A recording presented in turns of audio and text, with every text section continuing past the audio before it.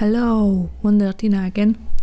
Welcome to the new year. It was loud at night, but the chinchillas did so as if they weren't impressed at all, although they might not have wanted to show it. Today's prompt is workshop. I really like this word because it brings to mind work and creation.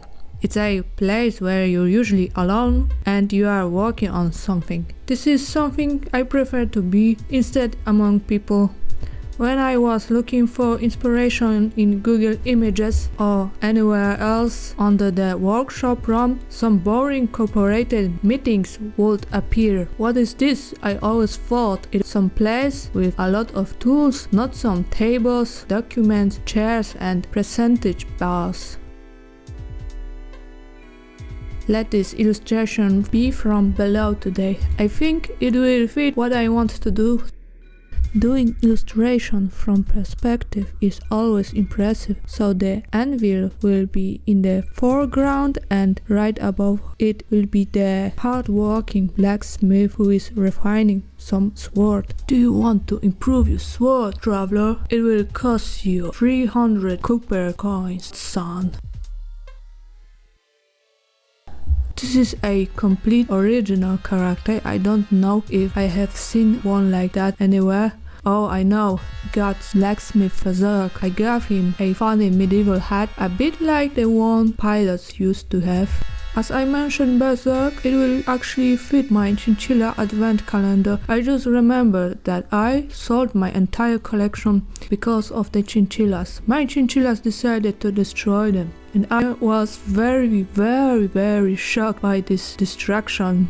Yes, this is another one to add to the list, but I will tell you something about it. It's very good that it happened because I have been wanting to get rid of these comics for a long time. Don't get me wrong, these are my favorite comics because of the art and the storytelling. I love the art style of Kentaro Miura. I wish I could draw like that. I try to do my semi-realistic drawings in comics in this style, but not so detailed because there really is no time for it. In Japan, however, there are different standards for work, so even though I would like to draw this way, I can't afford it. Although chapters for Berserk manga were published very rarely, so this artist had a lot of time to deal with each page thoroughly. It's not for Shonen Jump.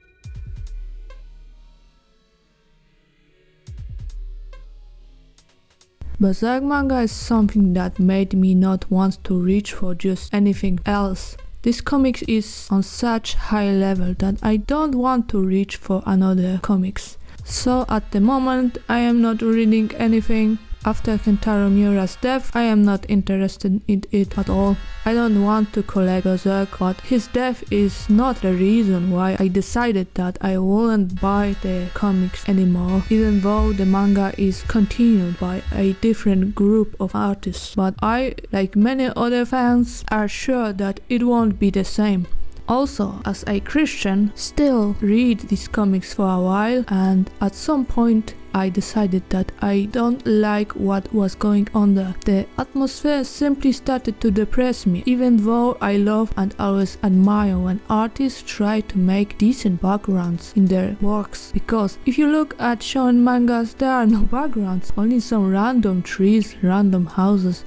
But I love nicely made backgrounds because it makes the atmosphere and shapes better the world. And I know that backgrounds are very neglected and underrated, but know that I appreciate it a lot.